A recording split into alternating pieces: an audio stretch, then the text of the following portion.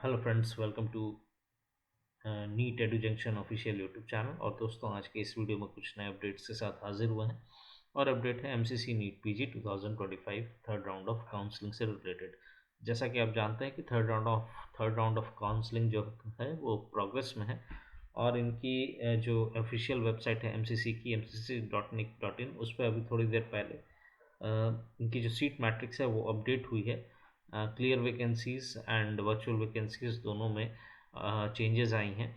तो आज का हमारा ये वीडियो इन्हीं अपडेट से रिलेटेड रहेगा। बेसिकली देखेंगे कि क्या चेंजेस है सीट मैट्रिक्स में और वो चेंजेस कैसे अफेक्ट कर सकती है एक्सपेक्टेड रिजल्ट में, एक्सपेक्टेड कट ऑफ में। तो आज तो जो चैनल पे न्यू है, जो वीडियो पहली बार देख रहे हैं, वो चैनल को सब्सक्राइब कर ले और बेल आइकन बेल नोटिफिकेशन को क्लिक कर दे आज के इस इंटरेस्टिंग वीडियो के रिगार्डिंग। तो चलिए आज का ये वीडियो स्टार्ट करते हैं और देखते हैं कि क्या चेंजेस एमसीसी ने पब्लिश की है।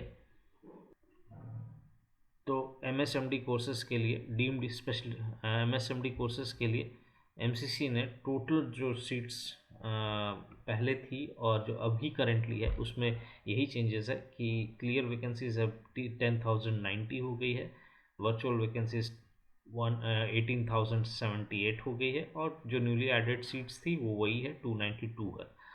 तो अब देखते हैं कि डीम्ड यूनिवर्सिटीज़ में डिफरेंट ब्रांचेस में एमएसएमडी कोर्सेज के लिए self financing merit paid seats quota में क्या चेंजेस आए हैं क्लियर वैकेंसीज में एंड वर्चुअल वैकेंसीज में।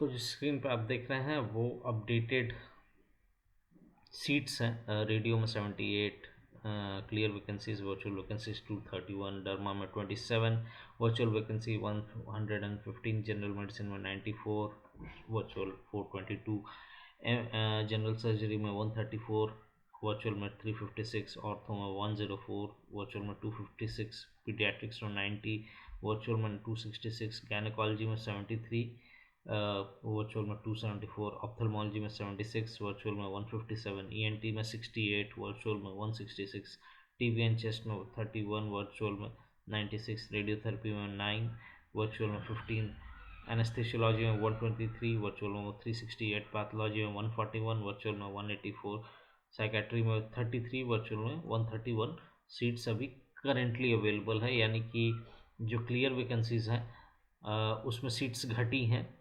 और अगर इसके पहले वाली सीट मैट्रिक्स अगर आप देखे होंगे तो उसमें सीट्स बढ़ी हुई थी, इंक्रीज़ की हुई थी, तो क्लियर वैकेंसीज घट गई हैं। तो इसका मतलब ये है कि जो कट ऑफ है वो थोड़ा सा नेगेटिव शिफ्ट देखने को मिलेगा और वर्चुअल वैकेंसीज बढ़ गई हैं।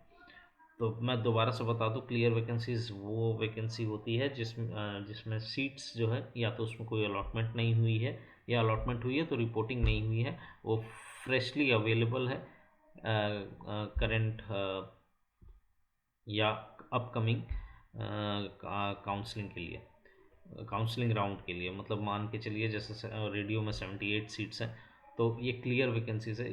ये पूरी की पूरी सीट्स अवेलेबल है, कोई भी सीट होल्ड नहीं की हुई है थर्ड राउंड ऑफ काउंसलिंग के लिए। अगर यही अगर 20-30 सीट्स रहे अगले राउंड के लिए, तो अगले राउंड के लिए वो क्लियरली अवेलेबल रहेगी। तो मतलब जो भी अपकमिंग राउंड है या जो राउंड चल रही है उसके लिए क्लियर वैकेंसीज में कोई भी सीट पर रिपोर्टिंग नहीं हुई है, वो क्लियरली अवेलेबल है। वर्चुअल वैकेंसी बेसिकली वो वैकेंसी होती है जिसमें अलॉटमेंट ऑलरेडी हो चुकी है और वो होल्ड की हुई है प्रीवियस राउंड में।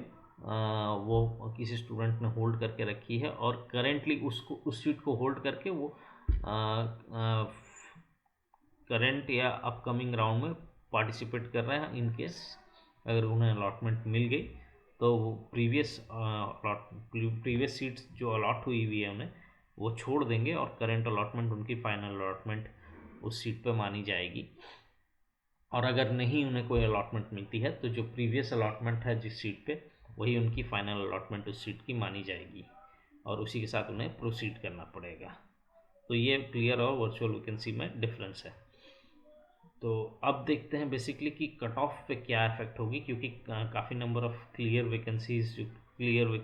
सीट्स हैं जो अवेलेबल है वो घटी है सारे ब्रांचेस में, किसी में कम किसी में ज़्यादा। तो देखते हैं क्या कहाँ तक एक्सपेक्टेड रिजल्ट जा सकती है।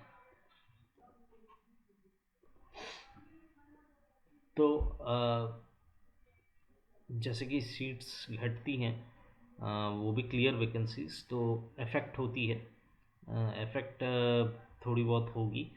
तो रेडियो में 1,04,000 तक ऑल इंडिया रैंक क्लोजिंग जाने की चांसेस हैं। डर्मेटोलॉजी में 1,08,000 तक, मेडिसिन में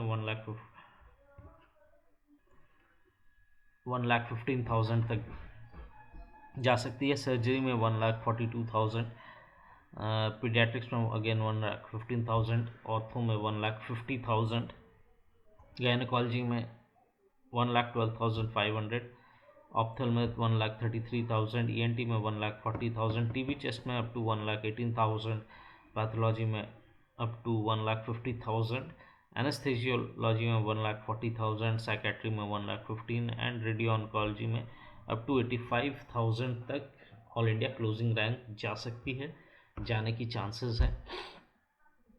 और इस रैंक्स की रेंज तक में अगर किसी की रैंक है, किसी कैंडिडेट की, किसी स्टूडेंट की रैंक है, तो वो उसे अगर वो प्रॉपरली सही तरीके से चॉइस फिलिंग करते हैं स्ट्रैटेजी बना के, तो उन्हें कोई ना कोई ब्रांच, कोई ना कोई कॉलेज में मिल जाएगी।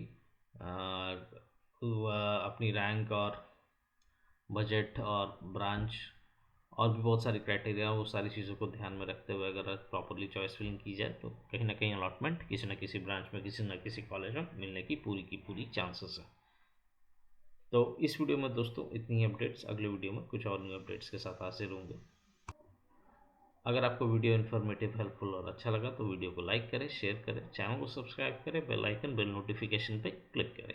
और किसी भी तरीके की जानकारी के लिए, गाइडेंस के लिए, कुछ भी जानना हो, कुछ भी किसी भी तरीके की हेल्प के लिए, कोई स्ट्रैटेजी बनानी है, कैसे चॉइस फिलिंग करनी है, कहाँ एडमिशन होने की चांसेस ज़्यादा है, प्रोबेबिलिटी ज़्यादा है, कहाँ कम है, कोई भी इंक्वायरी के लिए स्क्रीन पे दिए गए इस नंबर पे कॉल कर सकते हैं या डिस्क्रिप्शन बॉक्स में दिए गए नंबर पे व्हाट्सएप कर सकते हैं।